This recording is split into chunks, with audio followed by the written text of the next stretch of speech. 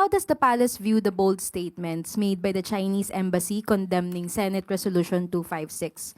Ma'am, this resolution denounces statements from the Chinese embassy and actually calls for diplomatic measures to uphold the dignity of the Philippines. According to spokesman Ji Lingpeng, yung resolution daw po na to ng mga senators ay para lang sa kanilang political na interes.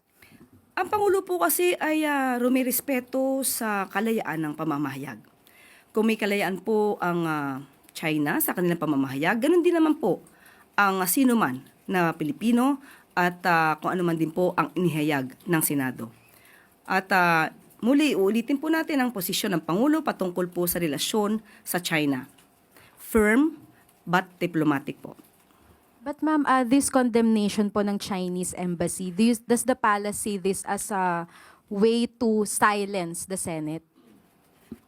Hindi po tayo makakapag-react ng ganyan dahil sabi nga po natin, may karapatan naman din po silang magsalita kung ano ang kanilang nararamdaman, ang kanilang sentimiento, ganun din po ang Senado.